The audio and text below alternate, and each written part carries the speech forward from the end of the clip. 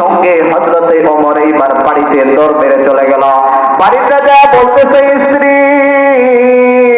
জলদি করে ঘর থেকে তরবারিটা বাহির করো। এইবার স্ত্রী ডাকতে বলতেছে, স্বামী যান, কেন আপনি এত বাড়াবাড়ি করতেছেন? কেন আপনি এত বাড়াবাড়ি করতেছেন? এইবার আমার ডাকতে বলতেছে, রে বিবি, আবু জেহেল ঘোষণা করে দিয়েছে মুহাম্মদ নবীর কল্লা যদি এনে দিতে পারি তাহলে আমাকে 100 লাখ পুরস্কার দিবে। জলদি করে ঘর থেকে তরবারিটা বাহির করো আর একটা বিষের বোতল বাহির করো। এইবার ডাকতে বলতেছে, স্বামী যান, প্রত্যেক দিন আপনি তরবারি চান, কিন্তু স্বামী যান আজকে বিষের বোতলটা কেন চাইতেছেন? বলতেছে, এই বিষের বোতল থেকে যদি বিষটা আমি তরবারিতে মাথায় রাখি, তরবারিটা কাজ করার সঙ্গে সঙ্গে বিষ লাগিয়া মুহাম্মদ নবী মারা যাবে। এই কথা যখন বললেন, এইবার তার বিবি বলতেছে, স্বামী যান, আপনি বুঝতে পারতেছেন না কোন নবীর কল্লা কাটার জন্য যাইতেছে। ও স্বামী যান, আপনি জানেন না, ও স্বামী যান, আপনি জানেন না। এইবার আমার বলতেছে, বিবি, তোমার কথা শোনার কোনো আমার সময় নাই, জলদি করে ঘর থেকে তরবারিটা বাহির করো। এমনি মুহতারাম দোস্ত বুজুর্গগণ, ঘর থেকে তরবারিটা বাহির করে আনার পরে এইবার তরবারিতে বিষটা মাখায়া রাতের বেলা ঘুমিয়ে গেল। রাতের বেলা ঘুমিয়ে যাওয়ার পরে হঠাৎ রাতের মাঝখানে হযরত ওমরের স্ত্রী চমকিয়ে উঠল। এইবার ওমর ডাকতে বলতেছে, বিবি, হঠাৎ করে কেন তুমি চমকায় উঠলা? ডাকতে বলতেছে, স্বামী যান, তুমি যেই মুহাম্মদ নবীর কল্লা কাটার জন্য যাইতেছিলা, ও স্বামী যান, স্বামী যান, শুনছো, আমি আজকে এই মুহূর্তে স্বপ্নের ভিতরে দেখি আপনি ওমর ওই নবীর সামনে যায়া হাতের সাথে হাত রাখিয়া কালেমা পড়ে মুসলমান হয়ে গেছে। এই কথা যখন বলতেছে, ওমর বলতেছে, হে বিবি, তুই কেন এই স্বপ্নটা দেখলি? তোর স্বপ্নের এই কথা শোনারও আমার সময় নাই। নেতা ঘোষণা দিয়েছে 100 লাখ পুরস্কার দিবে, আমার আর কোনো শোনার টাইম নাই। জলদি করে তরবারিটা বাহির কর, জলদি করে তরবারিটা বাহির কর। রাত যখন পোয়াইছে, ভোরবেলা তরবারি নিয়া আপনার আমার পয়গম্বরের কল্লা কাটার জন্য হযরতে ওমর রওনা দিয়ে দিবে। এমন তো অবস্থায় ঘরের দরজা থেকে এক পা যখন ফেলছে, তখন তার ঘরের ভিতর থেকে ছোট্ট একটা বাচ্চার কান্নার আওয়াজ ভেসে আসে। সেই বাচ্চাটা হচ্ছে তার বাড়িতে থাকে উঠের রাখাল। এই বাচ্চাটা কান্নাকাটি করতেছে। এইবার ওমর বলতেছে, বেবি, এই রাখাল কেন কান্নাকাটি করতেছে? কারণটা কি? বলতেছে, স্বামী জান, আমি তো জানি না কেন সে কান্নাকাটি করতেছে, আপনি একটু শুনে দেখেন। এইবার আমার ডাকতে বলতেছে, রাখালের বাচ্চা, তুমি এইভাবে ফুপায়া কেন কান্নাকাটি করতেছো? তোমার কারণ কি? কান্নাকাটির কারণ কি? বলতেছে, আমার আজকে 7 দিন হয়ে গেল আমি এই উটটিকে খাবার দেই, কিন্তু 7 দিন হয়ে গেল এই উটটি খাবারে মুখ লাগায় না।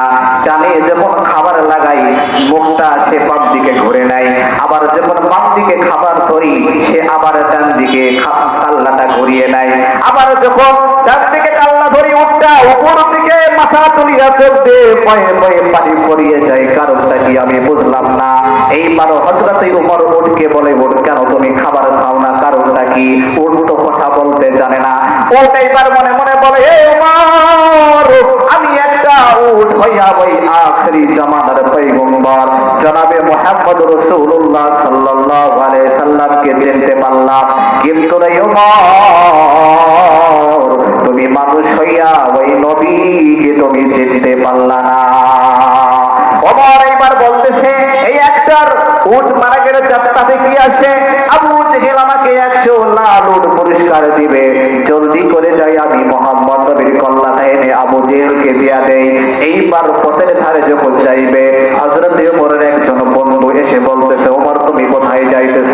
বলতেছে, নেতা আবু জেহেল ঘোষণা করছে মুহাম্মদ নবীর কল্লা যদি এনে দিতে পারি, ওই মুহাম্মদ নবীর কল্লা যদি এনে দিতে পারি তাহলে আমাকে 100 লাখ পুরস্কার দিবে।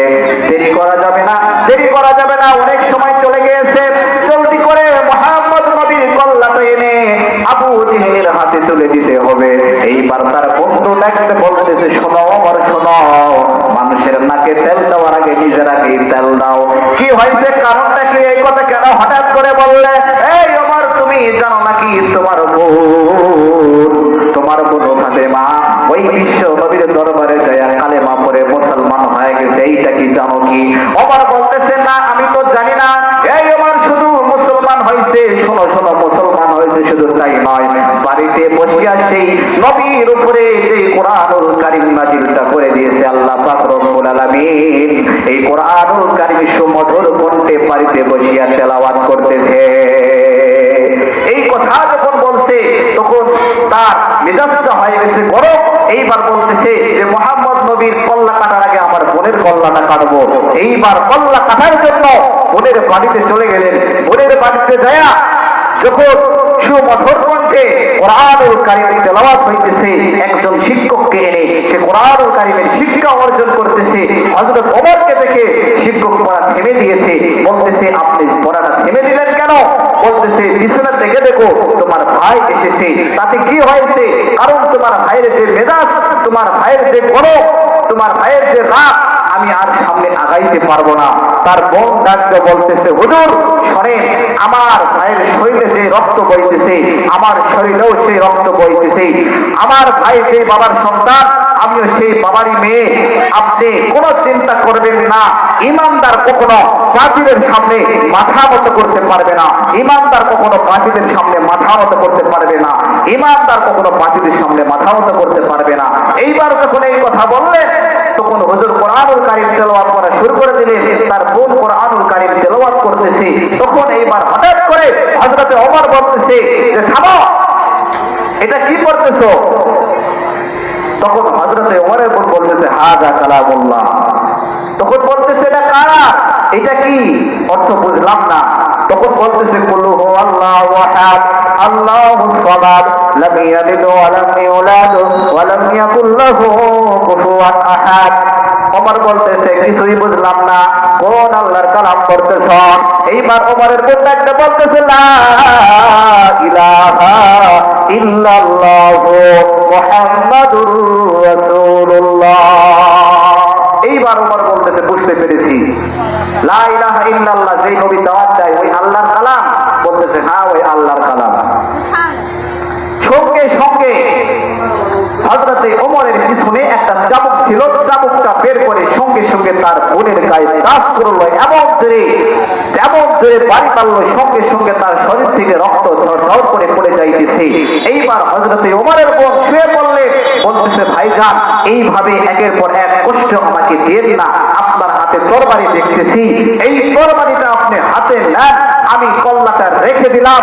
নবীর প্রেমে জীবন দিতে রাজি, তবুও আমি কালেমা ছাড়তে রাজি না। তখন ওমরের মনটা দিল নরম হয়ে গেছে। আল্লাহ পাক দেখেন হেদায়েতের রাস্তা খুলে দিবে কিভাবে ওমরকে। এইবার ওমর বলতেছে যে বোন তুমি কোন আল্লাহর কালাম ধরলা যে আল্লাহর কালামের জন্য তোমার জীবনটাও দিতে রাজি? মনে যদি কিছু না নাও ওই কালামুল্লাহ শরীফকে আমাকে একটু ধরাই দিবা।